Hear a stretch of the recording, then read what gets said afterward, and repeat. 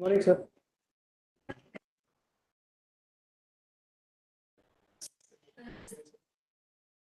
Yes, please.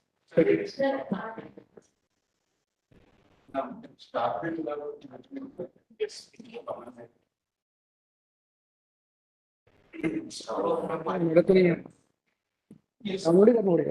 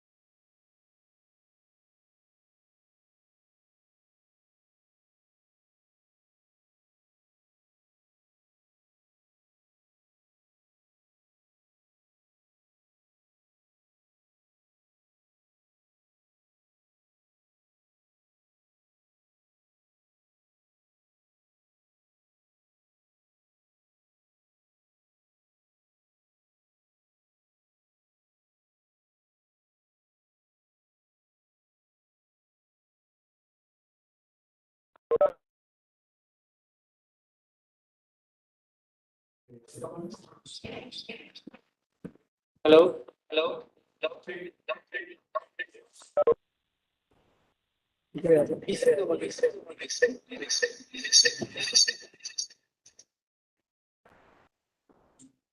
Mine is not on. Guys,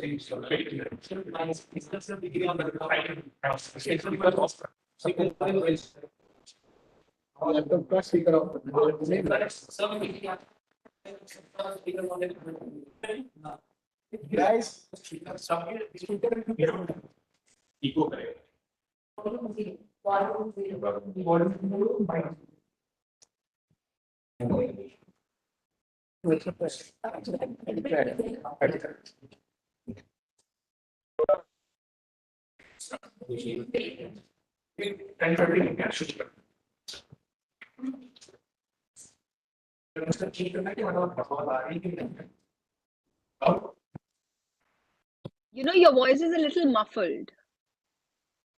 Good morning, ma'am. Can you hear us properly? Yeah, now I can. It's perfect. Thank you. Good morning, ma'am. Wish you a very happy International Women's Day, ma'am.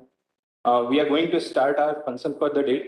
We have a lot of senior people from our cadre who have joined, and we are a batch of 2019 and 2020 officers who have joined from a room. Now I'll hand over this to Subra, who will introduce you, and then we'll proceed with our function. Thank you, ma'am. Good morning, ma'am. Good morning, DG sir. Good morning, seniors. Good morning, everyone. A very happy International Women's Day to all. So I am extremely delighted and honored to introduce today's esteemed speaker, Sunitra Chaudhary, ma'am. She is a journalist and anchor. She is alumnus of Indian Institute of Mass Communication. She started her career with Indian Express in 1999. Later, she has worked with various media outlets like Star News, NDTV. At present, ma'am is working as a national editor for political affairs for Hindustan Times. She has also authored some books like Black Warrant, Behind Wars. With this brief introduction, I would request ma'am to share her ideas with us. Over to you, ma'am. Thank you. Thank you all so much. It's very kind of you all to invite me, and I was actually really excited. I think the director emailed me last week, and Ashish Joshi, who I've known for some time, he also asked me, and I jumped at the idea because as a journalist, I love meeting policymakers like all of you. And I thought that, yes, I didn't know how I was qualified. I think all of you are much better qualified because you have that public interface a lot as well, and you're in that position as civil servants in order to bring about real change. But I just like the idea of coming and seeing all of you. But I guess it's one of those things about modern day and our circumstances that suddenly on Sunday morning my son tested positive. He's just started going to school after the break. He's in class 6, and so anyway, so we have to deal with it. So I'm isolated as well, even though I don't have COVID, but I obviously couldn't be there. So that's there. So thank you all again. And some of you may be wondering, why am I speaking on the issue of Women's Day? And even I, there is a thing of, am I qualified enough to speak for this? But here is what I'm going to talk about, and hopefully it makes sense to all of you. I have about that lovely introduction that you gave of me. I just want to add that basically I have 22 years of experience in journalism. And I speak to you today not only as a journalist, and when I say that I'm a journalist, basically the best part about being a journalist is that all these issues, whether it's about women's equality, gender equality, about workplaces, the privilege that I have as a journalist is that I get to write about it. I get to speak to all the experts. I also get to speak to people who are underprivileged, who have not got gender parity or any kind of injustice that there is in the world, and that's facing us as a society. And I get to deal with it, get to really get to look at all the dimensions of it, and then write about it or report about it. So that's the only experience that I bring to you. So when I speak to you, what I'm hoping is that I share some of the ideas that I've picked up over the last 22 years that are also reflected in my personal career, because at the moment I'm in a bit of a leadership position. But I have to point out to you that it's great to see so many women at this session, but just like in your sphere, in the bureaucracy, women are a minority. Women are also a minority in the workplace, even in the media. I was glad to work. I start my work at the Indian Express, where there were a lot of women in the newsroom. But if you look at a picture, if you get a picture together of all the editors of all the newspapers, you will see that they're all men. They're all men. So while there are a lot of the reasons why being a woman journalist and my career is still a place that's much better off than other sectors, because when I go into the newsroom, I'm not the only woman there. But it is a reality that there are very few women at leadership positions, even in my sector, which is the media. So whether it's, and broadcast media is different because it was a new media. So in television, in NDTV, the editor was, well, Pranay is there, but the co-founder was his wife. And the editor of the channel is also another woman. So I was lucky with that.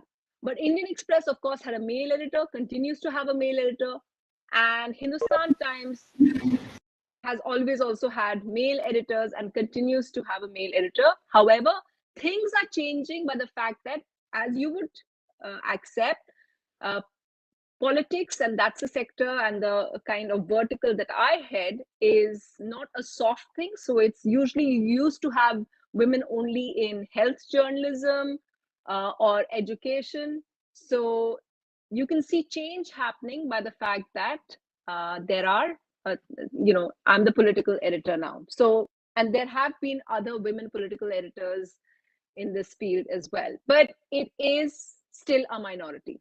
So what I propose is, I'm just going to share some of these insights that I've picked up over the course of my career and my interactions with people. I'm just going to give you a glimpse of that. And what I'd really like, and it would be nice as well, if you could ask me questions on that, or perhaps share your insight.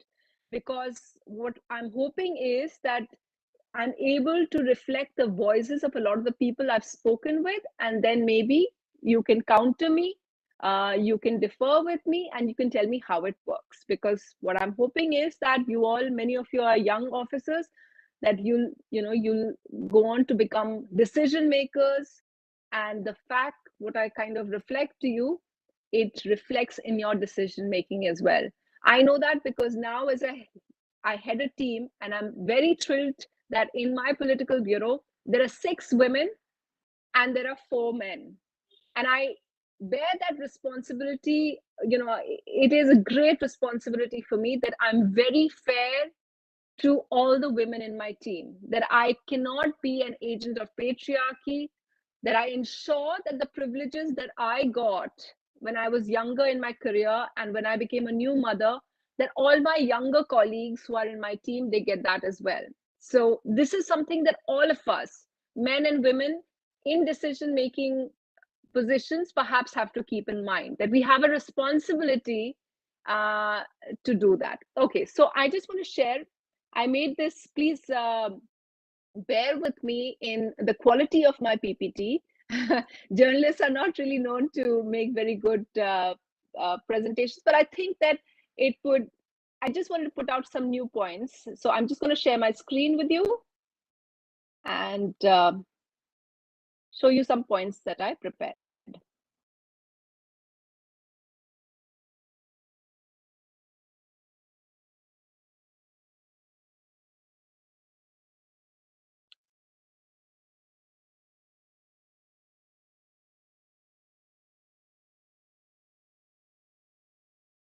Are you able to see my screen?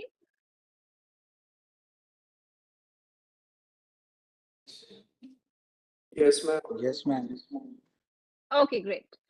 So I thought that I would start with the fact that today's newspaper, and this is my newspaper, the Hindustan Times.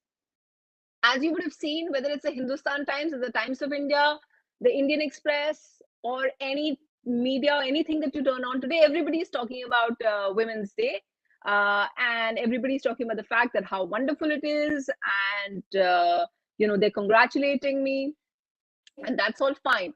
But I just thought I'd point out to you that as a woman, and as an aware woman, looking at the world today, how it looks from my side, from my perspective. So this, I didn't have to do any digging. This is today's newspaper, and it's just my newspaper. I think that if I was sitting with you and I looked through the entire newspaper, all the newspapers, I'd find many news items which kind of remind me every day how the world is not equal and how much we have to do. So this news is, of course, pertaining to the match that's taken place, the Women's World Cup that is going on, and the fact that that amazing Maroof, the Pakistani woman cricketer, and the fact that there was this amazing picture of everybody playing with her child, and the Indian players also playing with her child after the match. It's completely normalizing the fact that how wonderful it is. And this author, this news item that I've put up on the screen over here, points to the fact that while in Pakistan, and it's completely possible for the woman cricketer to have a child and then get back to what she does best, which is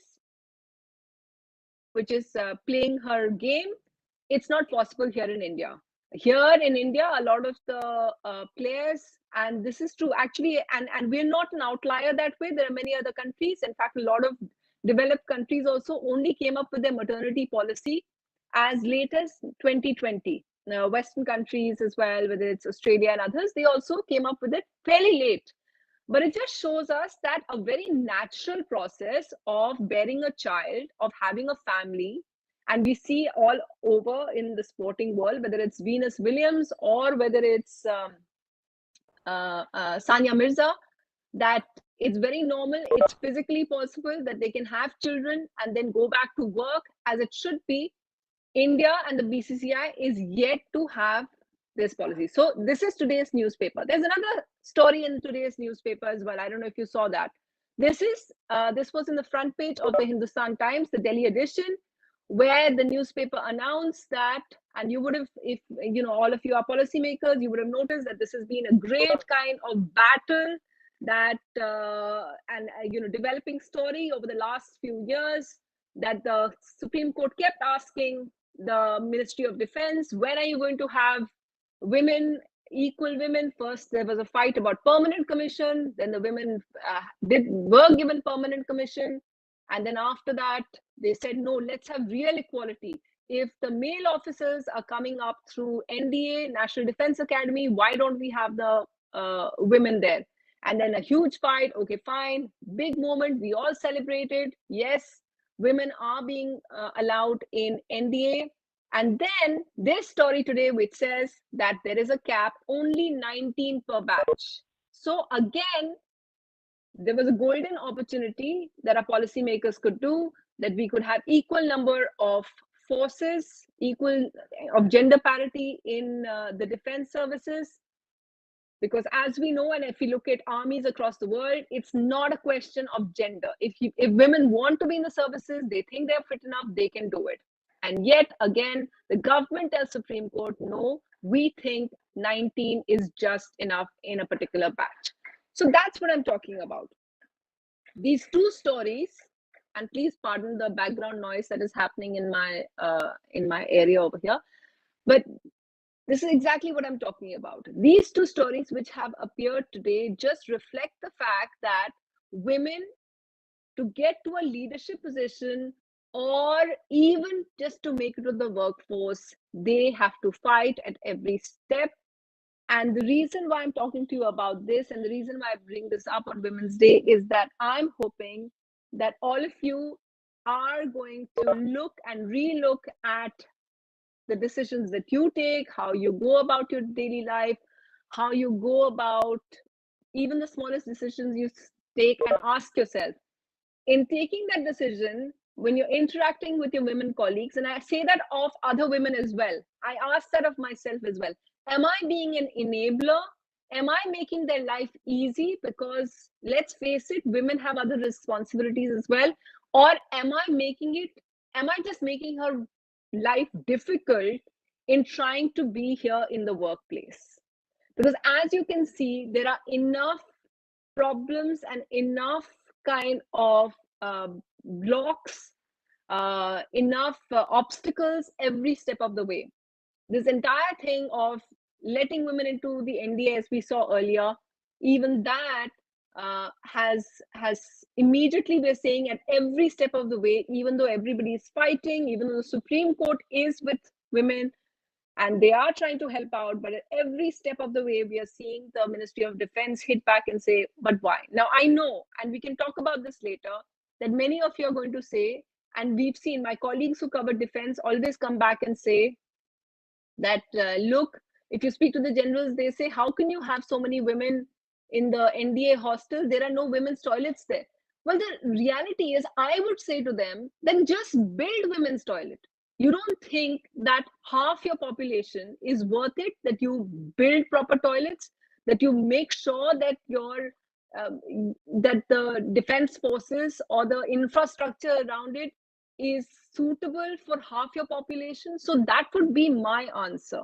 And the fact is, what we have to realize is that there are really no excuses, because as Justin Trudeau said very famously when he became head of state in Canada, and when he had 50-50 women in his cabinet, and someone asked him, wow, you've done such an amazing thing as a man, you've given 50% of your cabinet to women. And he said, no, I'm not doing any favors. It's 2015. So I say to all of you, it's 2022. Please look around yourselves. If you don't have enough women in your teams, then I'm sorry, a lot of the responsibility and problem lies with you. Okay, now obviously it's not just the employer who's at fault over here. And I'm not saying anything. The thing about journalists is, we don't say anything. We don't have to be we don't have to know rocket science in order to be journalists. What we do have is that we have access to smart people. We talk to smart people like yourselves, and we imbibe their knowledge. And we just, our job is to make sure that we disseminate it. Our job is to make sure that we tell and talk about it enough so that it becomes the norm. It helps change society. So I'm going to say things to you which some of you are just going to say that that why is she telling us all this? We know that, but I just think that it's still very important for us to remind ourselves and to make sure we know this, so that we can help everyone else as well. How did I get to a leadership position? Like, how many of you sitting in that room, how did you all make it this far? Because we had supportive families. We had parents who didn't think that they were doing us a favor by sending us to an equally good school, which needed equally good resources. So it's no private school for sons and for a daughter, that not so private school. I would be shattered if my parents sent and paid good money to send my brother to an Ivy League school, and felt that if I was doing journalism, and they said that, look, we don't think it's worth it paying 30 lakhs for Columbia School of Journalism, that would have shattered me. Immediately, I would have been like, I can't do this. This is too much for me. I was really lucky, like many of you I'm sure are, that my parents didn't think, I wasn't brought up with the whole mindset thinking that I'm more delicate, or I'm less than my brother, or they in fact thought that I was much more capable. They always expected me to be a much more aggressive career person than my brother was, because they thought I was more capable. So that support from the family, from the beginning, is something that obviously is not there in our society equally. And that is the reason why we have this ingrained patriarchy that is there, and that is what many of us in our personal lives have to fight for. So I have a son.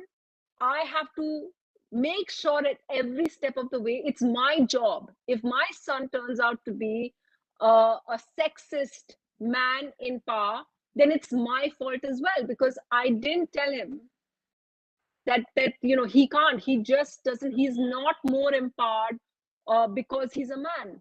And we have to normalize. So I think that as women and as mothers, we have to keep this in mind as well. So I'll just give you a small example, but I think it's just important to mention that I've totally normalized the fact that right now, his father, because I'm talking to you, he expects breakfast from his father, not from his mother, because mother's busy and working.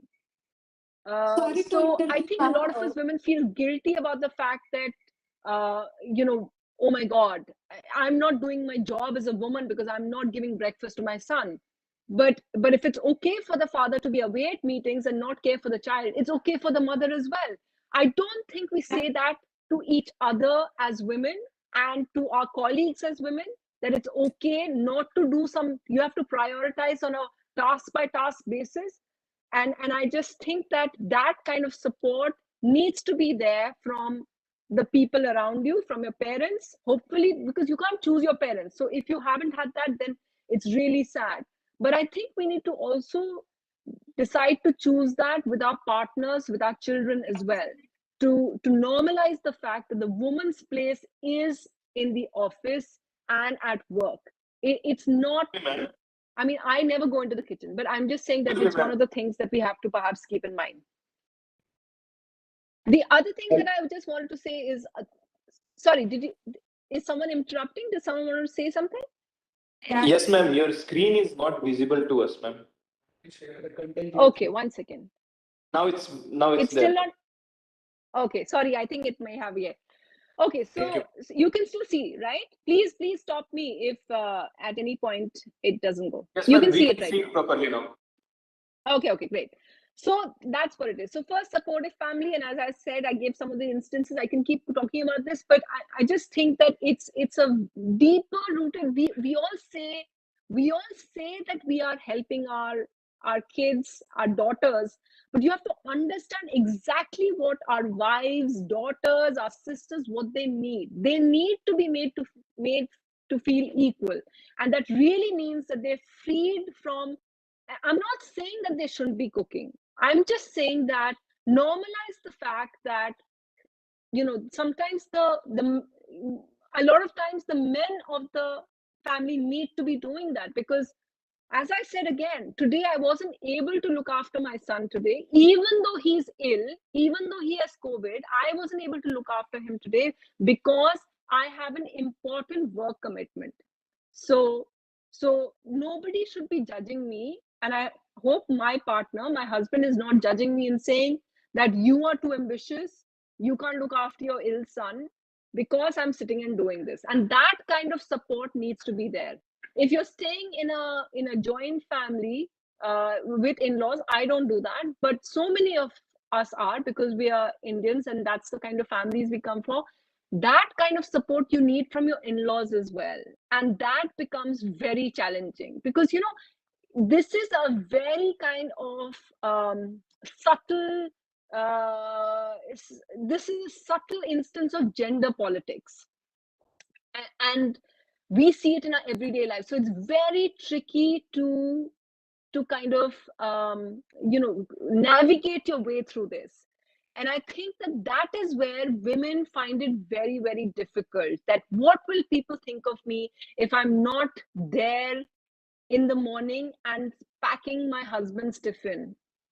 But they don't realize that, and so many of us women, all of you who are sitting in the room, have perhaps done that once I empower myself, I can perhaps hire someone or pay for someone to make tiffins for me and my husband, because we're not super women. We can't work and also do everything in the kitchen. Nobody is super. Like, if you're men, you know that you can't do this and that. You can't also teach and also look after your child and also be in office. So we prioritize. Everybody prioritizes. Fathers do. It should be okay for mothers to prioritize as well. So I just want to say that it shouldn't be that I've chosen my career. I've chosen my career and I've chosen to be a mother.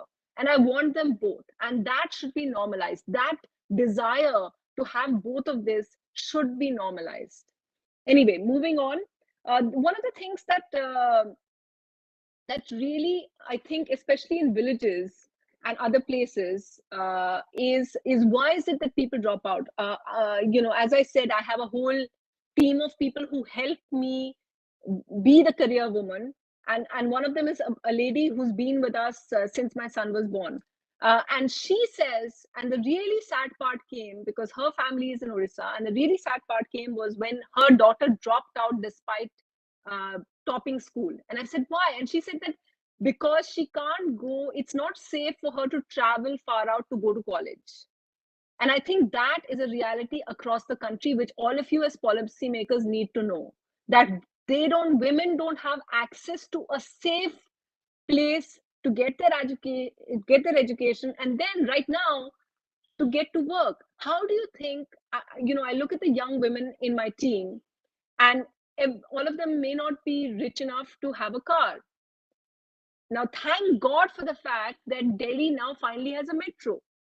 Now, imagine earlier where the choice was, and if you're a journalist and you all are officers, nobody works 9 to 5 anymore. There are days when you finish at 9, there are days when you finish at 8. And the reason why what women need is not the fact that we don't need these happy Women's Day thing. We need to ensure, the state needs to ensure, the policymakers need to ensure that you have that safe access to travel so that you can do your job well. You don't have to say to your boss, I'm sorry, it's gotten dark. And it's perfectly legitimate to feel unsafe when it gets dark walking on a Delhi road. I know that. So imagine the obstacle that you need to work long enough for you to have the resources enough that you can buy yourself a car, that you get safe access to that. But for a lot of women, that takes time. So all the women in my office either have that or they use the metro, but they need to have that safe access from the metro stations to their homes so that their family doesn't say, look, I'm too worried about you, you're not working. And a lot of women, that happens. Their husbands say, or their in-laws say, or their mothers say, that's, you can't go to office like this. It's too unsafe. So as policymakers, you have to make sure that your women employees, first of all, you need to have enough women employees because you're missing out on the talent and the human resource that it gives. And second, you have to make sure that it's safe for them to travel. And that is something which is a larger, a government and a policy level. These are things which the state has to provide, and obviously that is a huge challenge in parts of our country.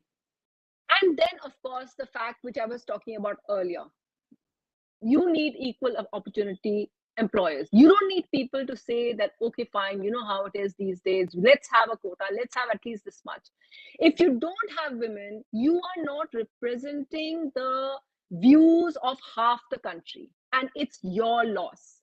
I see how it is right now. I see the fact that because everybody comes in, every group matters, and this you're talking about is half the population. The media is criticized constantly for the fact, and it is a very legitimate criticism, which I think that all of us have to deal with right now, is the fact that we don't have, the media is a very upper caste, it doesn't have marginalized sections like Dalits. And that's true. If you don't have marginalized sections in your teams, how are you going to reflect their stories? So for the media, that matters. You are policymakers, you make policy. If you don't have the views of half the people in your team, there is no way male policymakers are going to be able to understand the needs of the women. So it really benefits you as an employer, as a colleague, to have those representatives, which is have equal number of women in the team. And only then will you benefit, only then will you be able to think or be successful in really bringing about policies which bring about change. So how bad are things right now? This is just, this is very obvious data, but I think that people don't talk about this enough. And I think that this really needs reiteration, which is why I've put this up on your screen right now. Just look at this. Just look at this data right now. This is World Bank and Government of India thing. So 2005, 26%, still a shocking number. that you have only 1 in 4 women at the workplace, that only 25% of the workforce is women. And instead of things improving as we go along, just before the pandemic, it settled about 20%. And while everybody's trying to improve their women ratio at the workplace, we have fallen to 20%. And then, of course, the pandemic hit and you had 16%. I'm going to talk about this a little bit more about what happened during the pandemic and how we as women were hurt even worse, were hurt very badly during the pandemic. But these figures are there. This is what you're dealing with. This is what your challenge is as civil servants, that you have to increase it. And it's your policies. I mean, you are, of course, telecom officers, but, everything helps. All civil servants, they just have to look at their policies. Why is it that our women in the workplace is falling to this levels? Now, you may think that this is a third world problem. This is a problem of South Asian women. But just look at this. Look at how our neighbors are doing compared to us.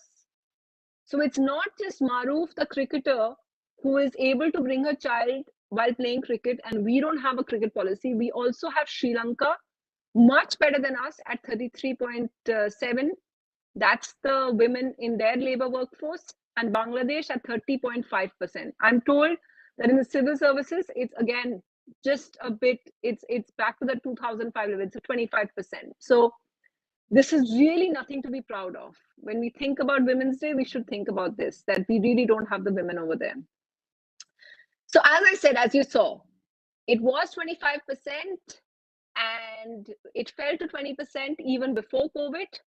But what COVID did, and I think that the United Nations, policymakers, whether it's people who are concerned about schools, this is what they talk about. The big thing is that COVID has really set everyone back. And this is not just in India, it's across the world as well. Because what's happened was children were out of school for 2 years. And however much everyone thought that they were feminists, that they believed in women's freedom, when it came down to it, the burden of taking care of children fell on the women of the family. And you may be in the same home, but people prioritize the men getting access to workplaces. It's the children were out of school across the world, and it's the women who had to take care of them. And that meant that their own careers had to take a backseat. Not just that, the economy took a hit, as we all know, and the people who were laid off much more than, disproportionately more than their male colleagues were the women, because everyone just thought that, well, there is the assumption that it is much more difficult to keep up with, to have women employees. They're more expensive because they'll get married, they'll have children. And that's why I read one statistic which said that 7%, if for instance, 7% men lost their jobs, in comparison, it was 47% women who lost their jobs. Now, the whole assumption is so wrong. Because I go back to one of my former workplaces, I told you I've been very lucky. NDTV, one of the things that was said about it was that people never left NDTV.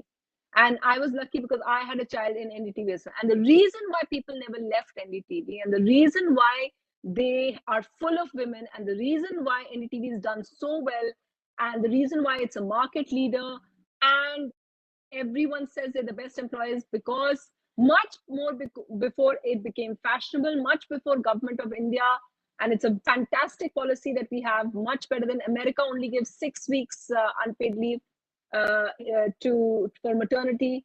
NDTV didn't just give 6 months; it also gives 6 months to adopted children, people who adopt their children, and NDTV always had a creche. I cannot say this enough. You will do. And the fact that we had a creche right next to where we worked, it meant that we didn't need to run home. We knew our children were taken care of.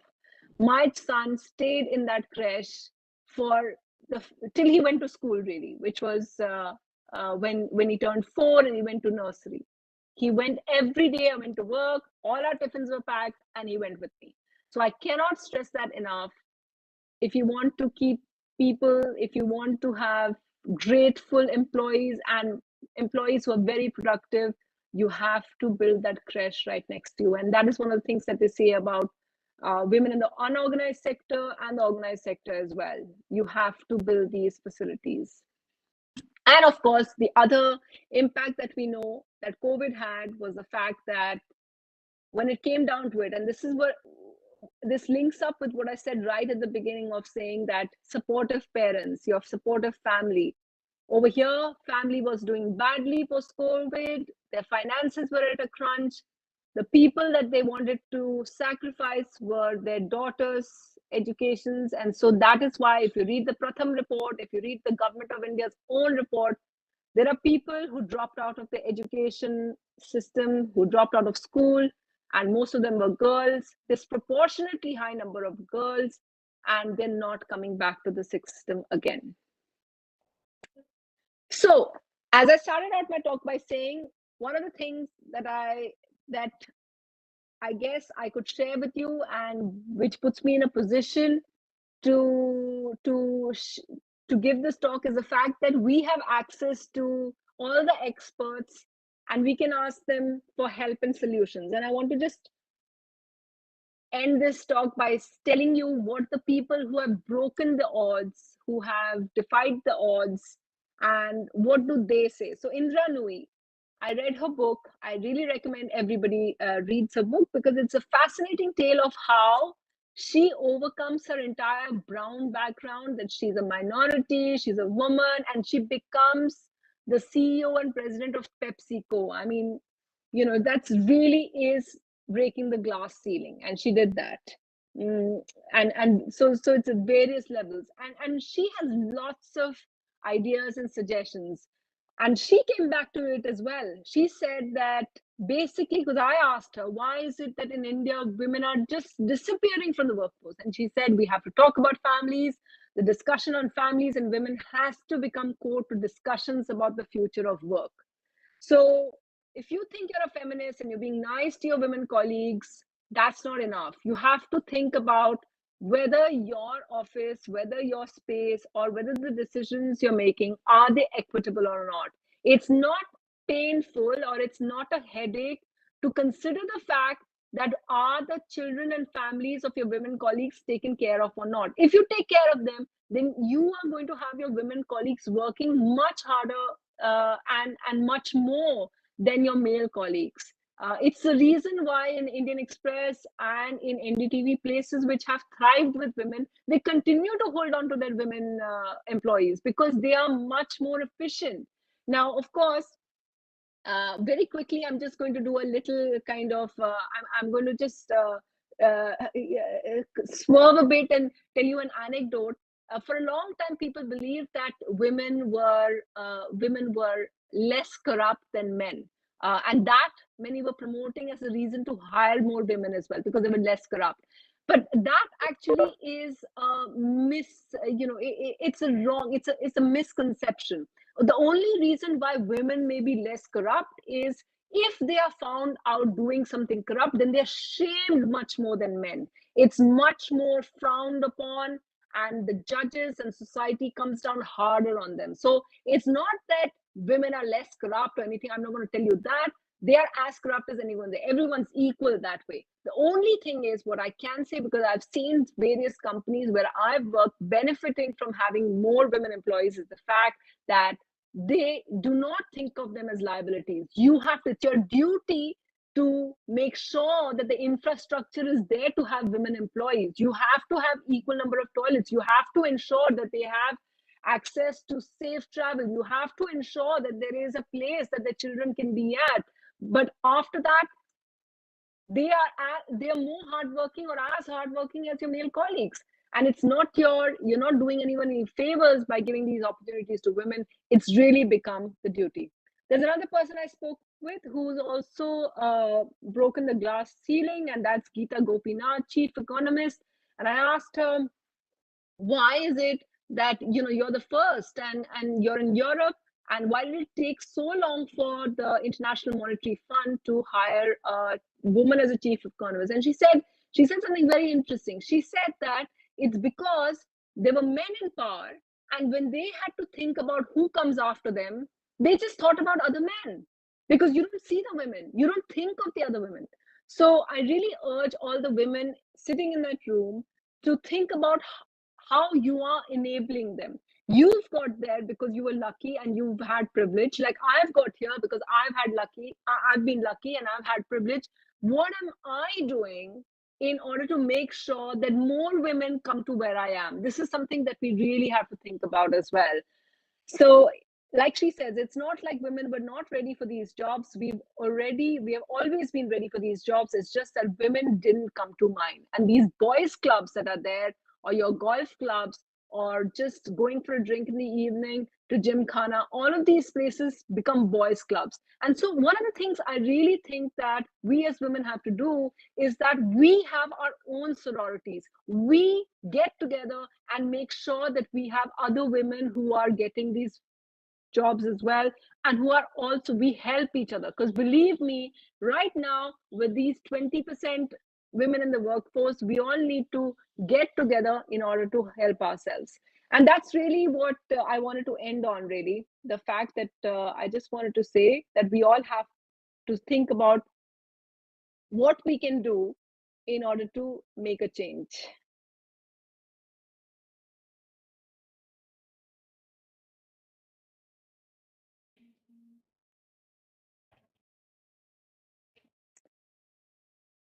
So that's me. Anyone have any questions or comments or disagree with me? Ma'am.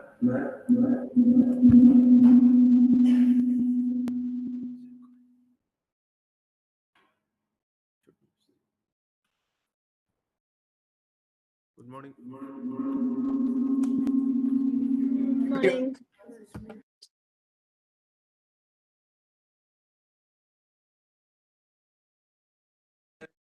Can you hear me? I can hear you, yeah?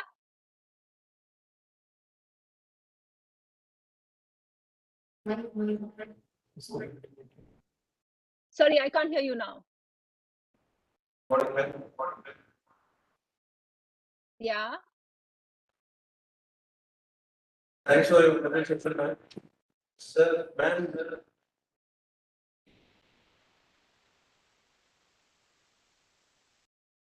I'm sorry, I Women's think you have to movement just of come the closer to the mic.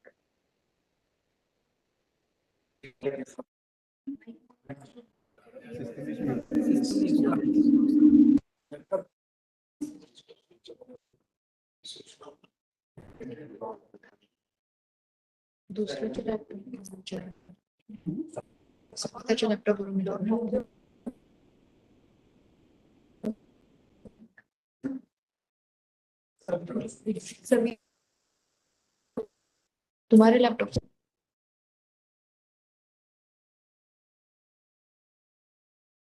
I can hear the lady who's talking about the laptop, but yeah, go ahead. Am I audible now? Kind of.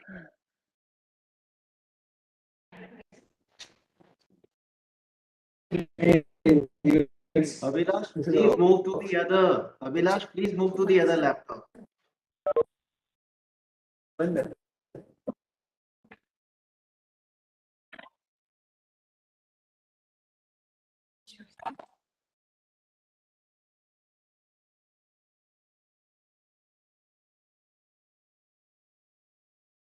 Ma'am.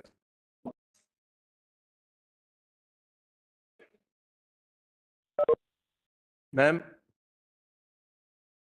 Yes, hi, tell me. Ma'am, thanks for your wonderful session, ma'am. My question is broadly aligned with how this women's movement have started globally. The International Women's Day has been started in New York through the socialist movement in New York. So it was broadly aligned with broader social issues, cultural issues, political issues. So do you think with the rise of third wave of feminism, wherein women issues became more individualized, it is not starting to address the broader social and cultural issues, and this elite capture has been mostly by liberal valued women, which essentially leaves out a lot of conservative women, which still needs empowerment. For example, issues like labor issues, working hours, even maternity leave you talked about is morely concerned with formal sector, privileged, elite class women. I agree these are issues that need to be debated. Do you think this elite capture has not necessarily worked in favor of women's movement in India, which has essentially left out a vast majority of conservative women with values different to what the mainstream feminist movement has been proclaiming? And one more question, ma'am. Without broad social coalitions, can the women's movement in India succeed? Well, I think so. I think that, without going into major details, I just want to say to you that I don't think that we should get stuck up on labels right now about the feminist movement, about liberals, and all of that. I just think right now everybody realizes that the time, all those movements that you talk about, the people got thing into, the politics of it all. I think that at this stage, and from where I see it, I'm just saying about the fact that it's high time for equality. Equality doesn't come just by a change in policy. I think some policy changes that have been made recently are wonderful. This whole thing about 6 months, but you're right. The unorganized sector will not benefit from that at all. However, a lot of these policies, for example, if we have a universal, for example, the whole universal, the right to education and its amendment, if it goes on to also take care of children younger than 6, so from 3-year-olds, as soon as they're infants, and the fact that if you have a place to send children at that time, that will also take care of women who are working as laborers. So the whole creche system, if you come up, that is for all of you as policymakers to see. If you come up with a system, if you look at the UN documents or anything else right now, if you speak to women who are in this sector, all they say is you need to provide childcare, you need to provide a safe environment for women to work in, and that will ensure that women will be able to go out and do their work. That's all I'm saying. That we need to provide the infrastructural needs that are needed to get women into the workplace. I don't think that we have to be bothered about whether this is a liberal move, whether it is being pushed by the Western country or by liberal values. I started by telling you that the woman who works with me and looks after my child, she has the same problem as I do. She wants the best for her child, but that is not being provided by the state of getting a safe access towards education. She doesn't have the bus that will take her child to the college. Now, that is not a liberal agenda, is it? That is her in her Balasore village wanting her child to have a bus that picks her up from her village and takes her to the college. Now, that not being provided is not a liberal agenda. That is the demand for the basic infrastructure that should be there in education. But how many movements are happening for that, ma'am? For this conservative valued Exactly. majorities? So that is exactly what I'm telling you. And no, the movement is there. And it has to come from the people. It has to be all of us as women getting ourselves together and demanding it. See, we are not voting as women right now.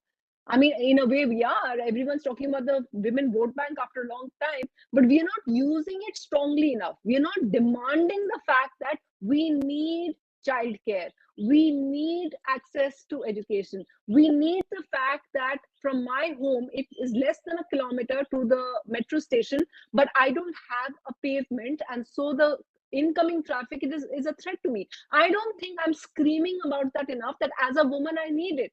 The moment I get mobilized like that, whether I'm an urban privileged woman or the woman in the village who gets mobilized and demands her rights, immediately the government will have to pay attention and provide that. Thank you, ma'am.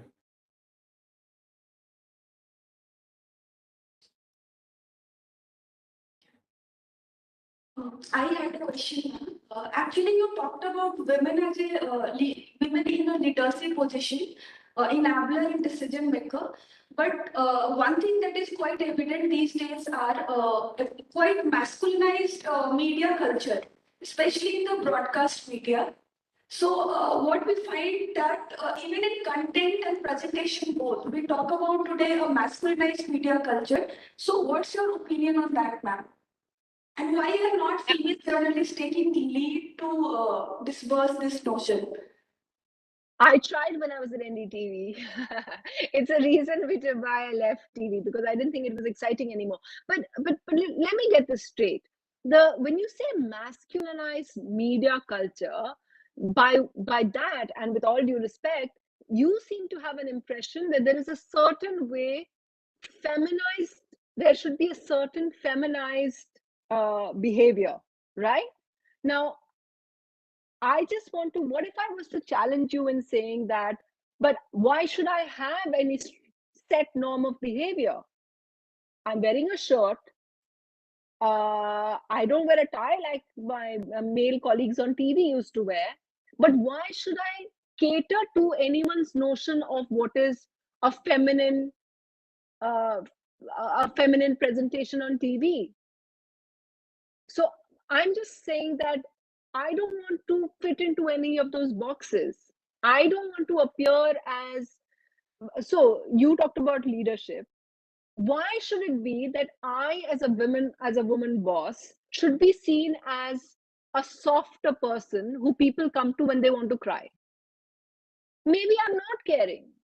Maybe I just want everyone to do their work. Why should I, because I'm a woman, be seen as a caring person? Why? These are impressions which the society puts on us, right? So I shouldn't be made the boss or the political editor. I haven't been made because I'm a sweet person. I've been made the political editor because I know my work. I understand that I have the right experience. I can write about this. No one should expect people to come to me, and my colleagues shouldn't feel upset that when they came to me, I was a little harsh with them. Who says I have to be soft?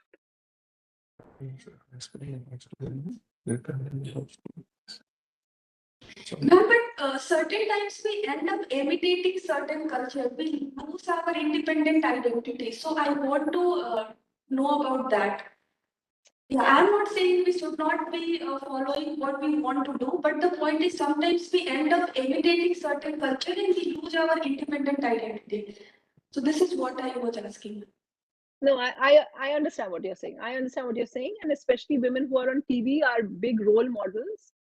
So I understand they have a responsibility. I'm just saying that as a woman, you and I should go easier on other women who are out there, because it's really tough for women, as you know, to kind of climb their way up.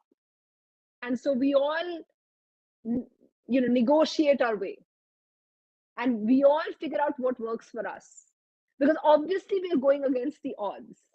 So I just think that we should be easier on each other.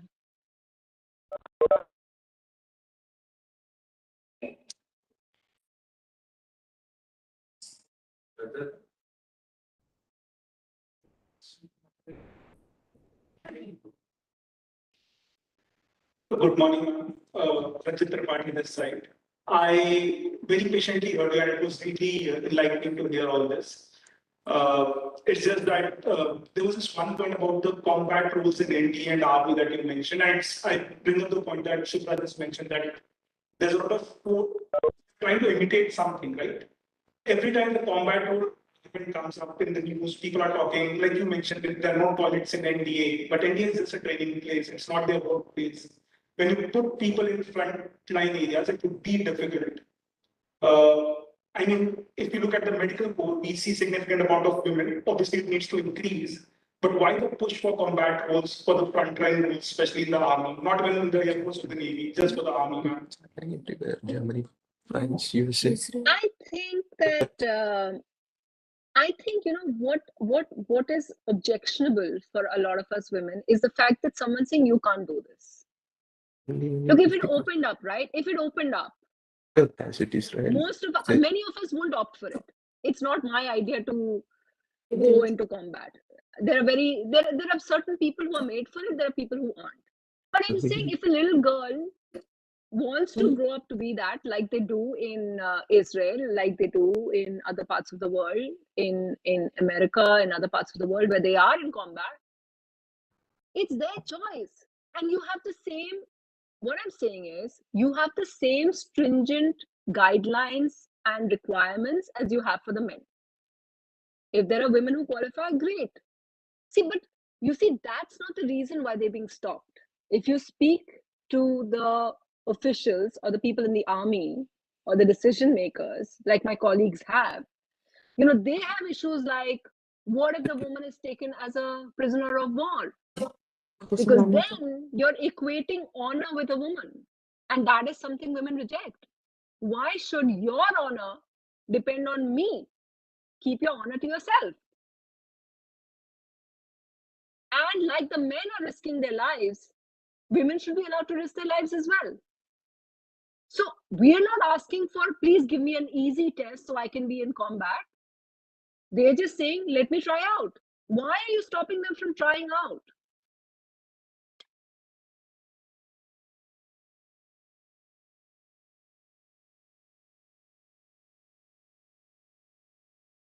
Good morning, ma'am. I'm Pratima. But this year, Women's Day theme is gender equality for today and it's for sustainable tomorrow. What is your take? How can we make our planet sustainable? What is your take? Can you give some light, throw some light on that? If you talk about sustainability, then are you talking about environment? Yes, ma'am. Is sustainable, like how can we make our planet sustainable? And they're equating gender equality with the sustainable tomorrow. So how as a woman we can make our planet sustainable, both climate wise and how it's social sphere as well. Yeah. Well, you know, I think at COP26 and other forums, they've already kind of laid out a very clear goal for us in order to cut carbon emissions completely. And I think we're all working towards that. And I think that in all of these spheres, in every aspect, you just have to have equal women's participation and get women into. See, I'm not an expert in environmental sustainability, so I wouldn't know.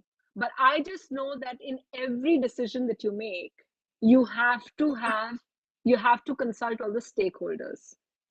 And obviously, in all of this, women are 50% stakeholders. So you have to represent their views, and especially in places, in areas which are, climate-wise threatened, which we know is vast amounts of our coastline and our mountain areas.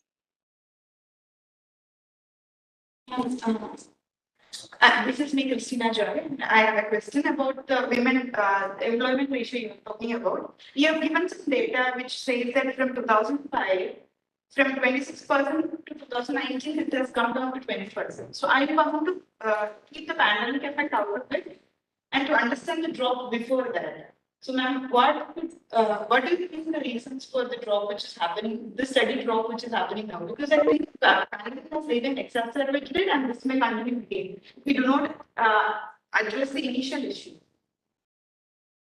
No, exactly. I think this is a challenge. This is a statistic which is really puzzled and really challenged people across, and it's really worrying people. Why is it that India's labor workforce is going on reducing? I think it's just really difficult. I don't know if you have children or not, but I know that with the amount of privilege I had, and the fact that when I had my child, I hired a driver, I hired lots of staff members. But even with all of that, it really took a lot out of me, and it was really, really hard. And I know that even privileged people in NDTV, many of them dropped out of the workforce. So all I have to offer you are just stories of people around me who represent that statistic. And I'm sure you have as well. It's very hard. It's very hard for people without infrastructure to keep working in our Indian scenario. We have great pressures put on us through families, especially when it comes to a child. And I think that that becomes too much for many women to take. They just think that it's not worth it.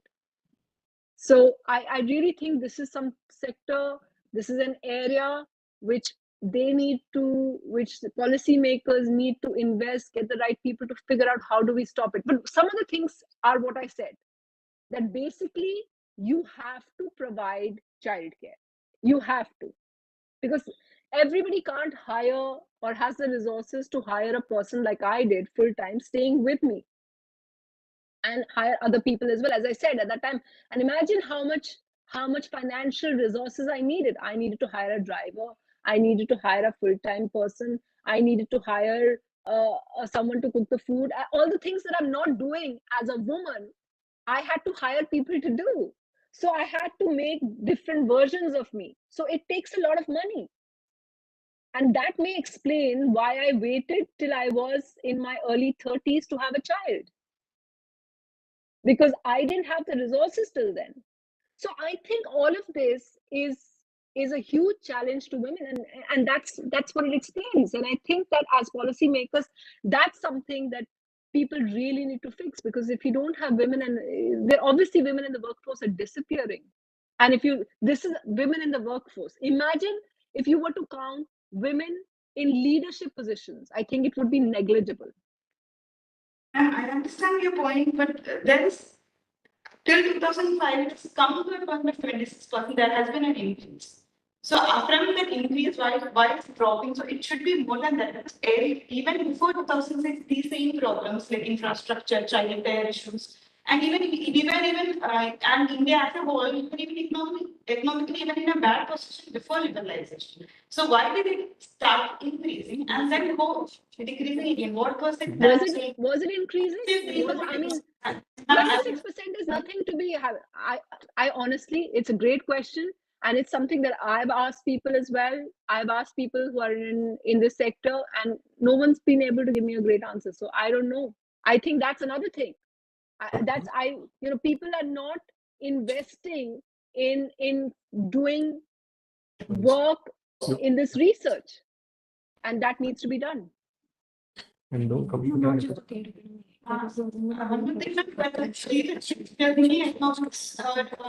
of child care is something which Sorry, there are too many people talking. I can't hear. Sorry, what are you saying? So if we assume that if you hypothesize that the economics of child care is coming to play, but then see that the workforce participation of women in the lowest strata of society is even more than in the middle class or in the upper class. So how much is economics of child care? Because you see that very poor women keep holding their children, going to construction works and other things. And but then you come these, I think this drop is happening in the middle sections of the society, in the middle class or even in the upper class of society. No, even in the rural sector. That's what the latest data about the pandemic also says. Even there, because they're not looking after children much more. So it's happening in every sector. It's not just it's not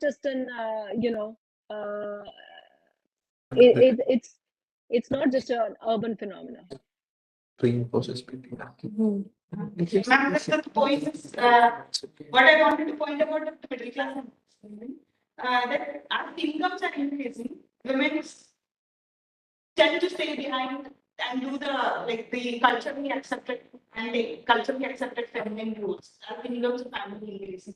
Don't we have to take this factor also into consideration? That's what I went and I said, when the lowest strata of society, the women participation is more.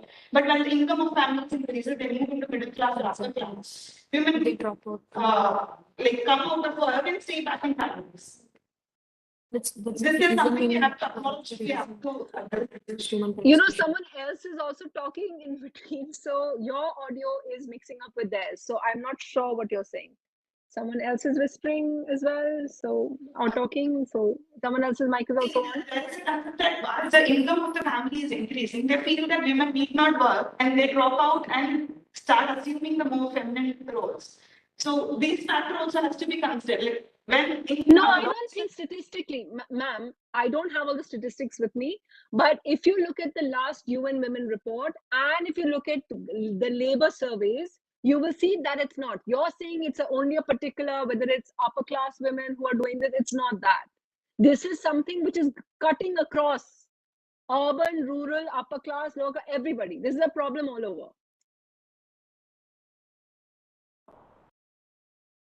Actually, we see generalization. Once you Good morning, ma'am. Hello here. Ma'am, we have come a long way as far as women empowerment is concerned in last couple of decades or so. But what I personally believe is the concentrated efforts that we are making as far as women empowerment is concerned, like pink cabs, Mahila police, and all these, they have used, but the better gesture or better thing to do would be not to I will bring parity. For example, a small gesture, a small change in a Kerala school, Kerala public school in somewhere in some district in Kerala was that they made gender neutral uniforms for all the kids, be it girls or boys, gender neutral uniforms. So although it seems a very small thing, but if we look forward going forward in that particular school, 10 years, 20 years down the line, the notions of this gender disparity will go off. This is what I feel. This steps like this should be taken more on the ground. These small steps can have long lasting impact on the mindset and attitude. I agree. I agree. Yeah, because it was a well thought out thing. I don't think I agree with you that those pink taxis and all that, or women police. Well, I think that every police station, like I said, that's not a new thing. Every police having enough number of women officers does help, but a special police station just for women, all of that doesn't. So yeah, I agree with you completely.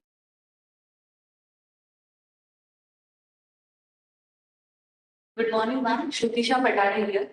We talk about all the external factors that are inhibiting the women to take up the leadership position. But where are women themselves lagging, and what should they do themselves to take up the leadership position? Are you asking me what do women have to do to take up leadership positions? Yes, where are women themselves lagging? Yeah, I agree with you. Yeah, for sure. You have to, in order to, in fact, that to just borrow from what one of the questions that someone asked before about women becoming a bit more masculinized. I think yes. I'll give you two things, two instances. One, and everyone says it, and I know it to be true. Suppose there is an ad for a job, and someone says, we're looking for a new manager, we're going to choose someone from the team, so if those who are interested must apply. There may be two candidates, one male and one woman, and both of them are equally qualified. But generally, because of the fact that we've been socialized like that, we've been brought up like this, women immediately doubt themselves and think, oh my God, they will look at all the things, all the requirements and say, am I really qualified? Can I do this? How will I manage? What if I have to stay back long? What do I have to do? Am I sure that I can do this? Whereas the same person, the man, is likely to say, and these are all studies. This is not me talking about from anecdotes. These are studies which talk about how women are wired and how men are wired. And so women usually question themselves and say, oh, but is it worth it? It's okay, I'm just about managing right now, I'll stick to what I do, and it's no need for me to get extra ambitious and get that. So men, they are conditioned to always think that, yeah, you have to go for the top job, whereas all of us have to think of many more things. We have to think about the fact that, will I, when I come back, will I be able to help with my kids' homework? Will I be able to look after them? Will I be able to get time off if they're ill? These are the things which hold us back. I think that if And I think the only way to fix it is in bringing up our children to normalize the equality, and say that you have to bring up your sons and daughters the same way to think of themselves equal. Otherwise, they'll keep questioning themselves. And we have to stop. All of us now, all of you are young officers who are just starting out. You have to believe that you're equally good. That's the only way to do it. So yes, the biggest threat to leadership positions is our own self-doubt. Okay, so I think I have to go back to my day job. So if there are no more questions, should we wrap this? Thank you, ma'am. Before wrapping up the session, I would like to extend vote of thanks on behalf of all participants. It was indeed very lightening to listen to your opinion, ma'am, on various issues, especially about the renegotiation of gender roles, so that women can have more time to focus on her career, or there are more equitable sharing of roles within families. And then your emphasis on women being a part of leadership position as enablers and decision making, so that we can have a different perspective in the policy making. That was indeed something that we will take into account of. And then, ma'am, you talked uh, about the notion of superwomen. Actually, generally we think that women are superwomen. They should do all roles, whether it is family or job, and we often face a double burden or triple burdens. So that's really nice to listen, and we all should acknowledge it. And then you also talked about need of bringing a subaltern perspective in the decision making, because you talked about how Dalit women are less represented in the media. So this is something that we also take notice of, because there should not be an elite capture. So indeed, it was very lightning session, ma'am, and it was really great to listen to your opinion. And we raised a lot of questions, and you patiently answered all our questions. So thanks for coming here, ma'am, and happy International Women's Day once again. And thanks a lot, ma'am. Thank you all. Thank you for inviting me. It's really been a pleasure. And I'm on Twitter. So if anyone wants to carry on the discussion, I'm over there. I think that Ashish Joshi and the director's office can give you my email as well. I would love to keep in touch and hear your thoughts.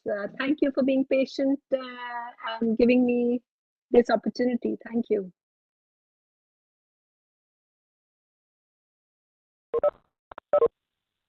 Okay, bye-bye.